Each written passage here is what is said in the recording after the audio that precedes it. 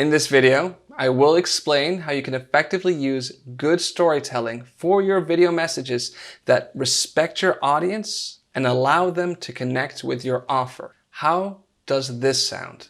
I entered the office knowing that if I didn't pull this off, I would lose my job. And worst part was, I was wholly unprepared. Versus, so I went to my meeting and turns out I had this presentation, but I didn't have anything ready. So I just winged it and I guess it was fine. So I didn't get fired. Too often when we tell stories, we fail at something incredibly fundamental. And that is the respect for our audience, respect for their time and their attention. Too many SaaS companies out there, yes, maybe even yours, fail to respect their potential clients. To respect your audience, you have to give them something of value that's informative and entertaining, as well as transformative. So maybe you think you understand what makes a good film or video, but maybe you also know there's more to it than just explaining your product. You actually want to transform your audience. So we're going to do something that might seem a little daunting. We're going to talk about how you can write a good video story. Maybe you think that writing a story requires some kind of innate creativity. I'm here to tell you that's not true. Now, it will require some real effort, and you will have to abandon some ideas you've been clinging onto, which is difficult. But at the end of all this, I think you'll be left with understanding of storytelling. And you might even be able to share those skills with others.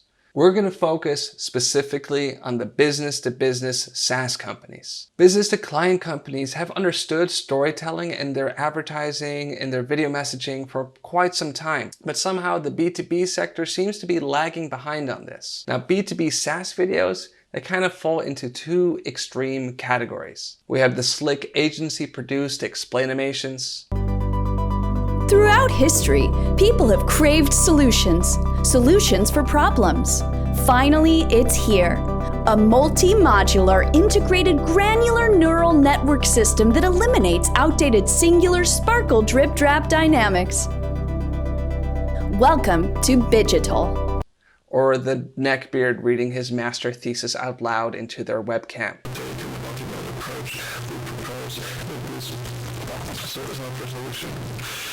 Both of these videos are missing something vital: narrative. Now, why do we care about narrative when marketing our SaaS solutions? Narratives make things easier to remember and understand. Words can trigger memories and emotions. Just verbally describing an intense situation is enough to activate areas of the brain that deal with emotional responses. When I'm talking about water rafting and the craggly rocks and the rushing of the stream and wiping the sweat off my brow and putting in all my effort to row and make sure that I don't tumble over into the rapid, violent waters, just that alone, you're getting a bit more. You're getting that connection, you're getting that emotion. In a 2-year analysis of over 108 Super Bowl commercials, researchers Quisenberry and Coulson discovered that the success of a 30-second commercial was directly connected to the use of the 5-act structure. That is, exposition, rising action, climax, falling action, and the denouement, or the moment of release. Now, we'll go more into that in just a minute. Now, the point is that what they realized is that commercials that had more acts, that is, a more complete story, achieved better ratings. The audiences connected with those stories, those videos, those commercials more. I think it's time that you understand how to do that yourself. So, are you ready to take on the challenge? Maybe you think you're fine where you are right now. You think you understand things already. It's comfortable. It's easy. I just explained my product. What more is there to it? But if you decide to learn more about this, you'll be changed forever. You might have caught on, I'm employing some basic storytelling dynamics here. And what's great about this magic trick is that even when you know it's being used, it still works. First, let's take a step back. What is story? Like a good story, let's keep this simple. Story, also known as narrative, is a sequence of events. It helps us understand life and our functions. It is not instruction.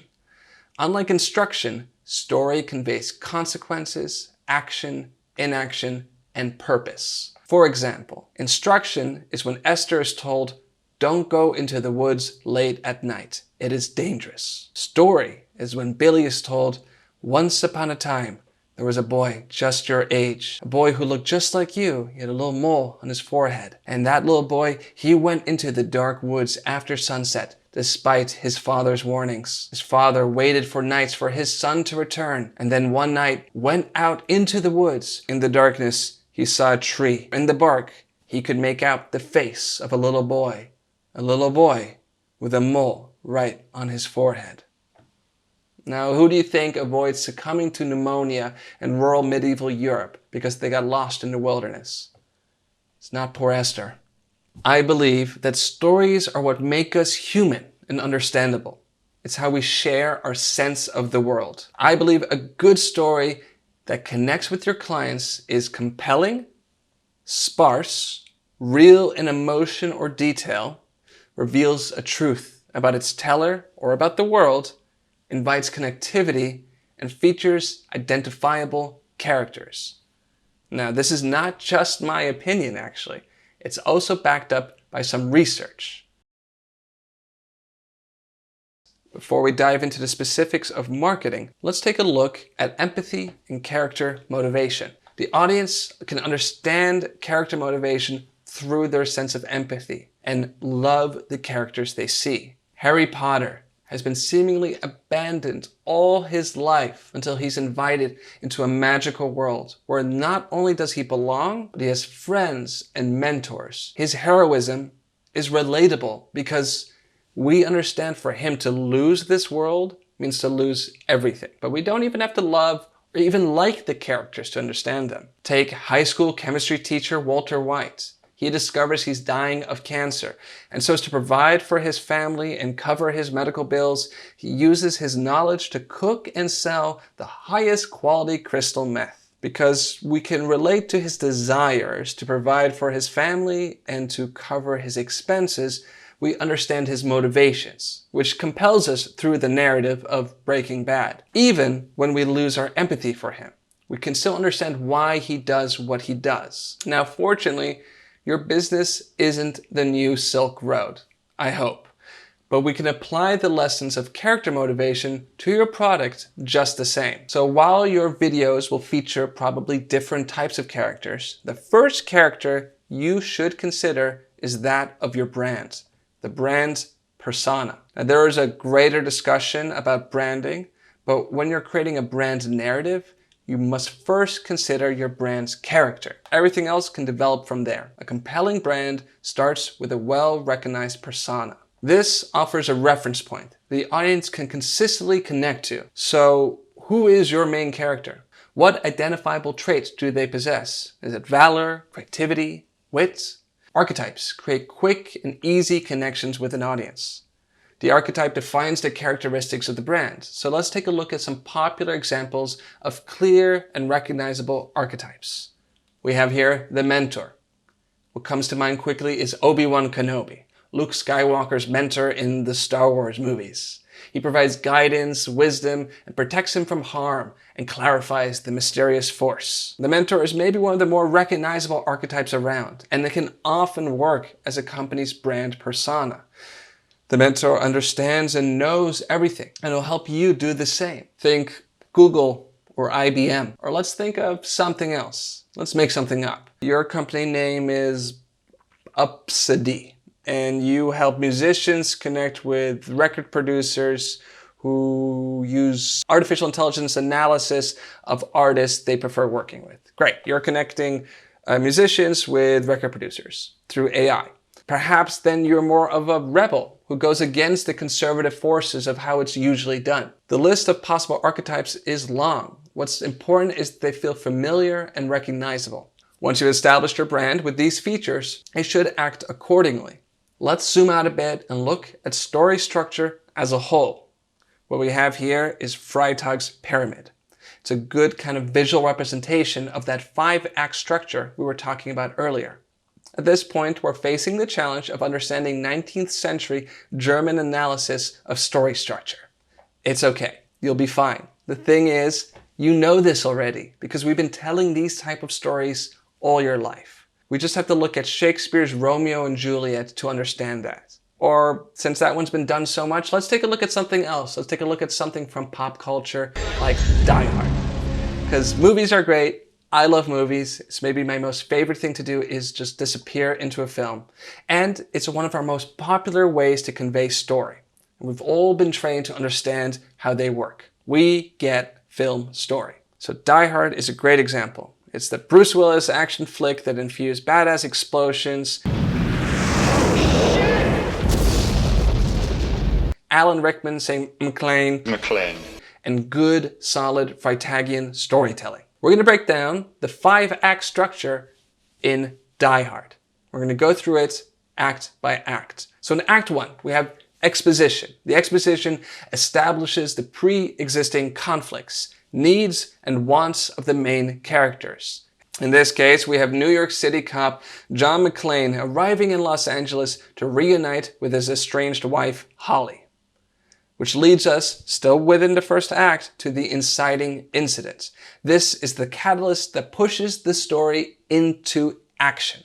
Terrorists raid her office tower, taking everyone hostage except McClane. Act 2, the rising action, the instigation, the main conflict of the story that comes to be, which complicates the pre-existing conflicts, which is John McClane is separated from the terrorists and the hostages, but he must find a way to rescue the hostages and his wife. So what does he do? He starts picking off the goons one by one. Leading us to Act 3, the climax. Now this is not the end. The climax is the turn, the grave turning point that flips the conflict and has grave consequences for all, which is the terrorists finally realize they're holding McClane's wife and gain the upper hand. Now we're going into Act 4, the falling action, the spiral in which the results of the turn gain steam and propel us towards the ending. McClane frees the other hostages. Finally, Act 5, the resolution. The protagonist overcomes or fails his challenge. A lot of tragedies, they tend to fail. But we're here in the modern version of an action story, and we want our heroes to succeed.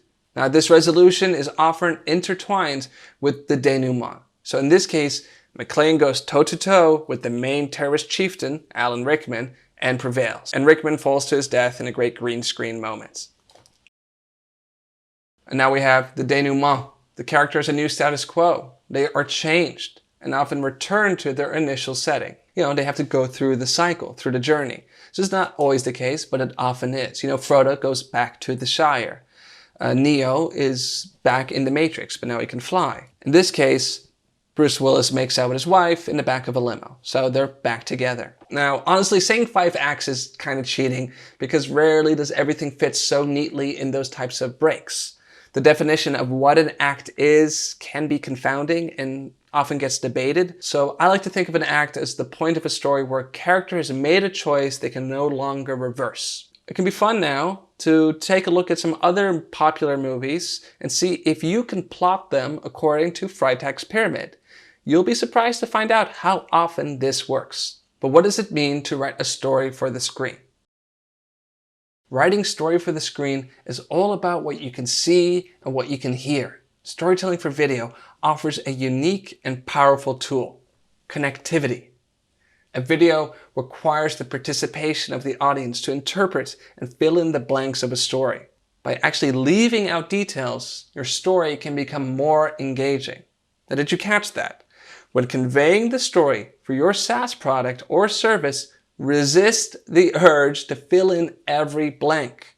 A plot with gaps and open ends integrates the recipients into the process of building the image of the organization, and they become co-creators of the story and therefore part of the brand identity. The story should always feel like it can always continue onward. It's a co-creative process with the customers and the stakeholders that at the same time remains consistent yet flexible. It should feel complete in the moment, but always be in the process of entering a new chapter. So what about you? Have you thrown off the shackles of your beliefs that you've held onto before?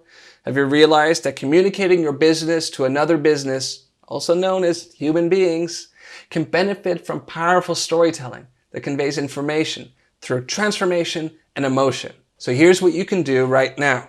Define your brand persona based on existing familiar archetypes. Create the story of your brand considering the elements of truth, entertainment, uniqueness, conciseness, simplicity, and connectivity. And use Freitag's pyramid to guide you along. Once you've done this, do you think you'll be ready to share this knowledge with others? Congratulations, you've just now gone through your own personal hero's journey. To take on this challenge, just sign up right here and I'll send you for free an easy worksheet along with examples from effective advertisements and with the research that I used and cited in this video. Remember, don't just instruct, tell a story. Respect your audience.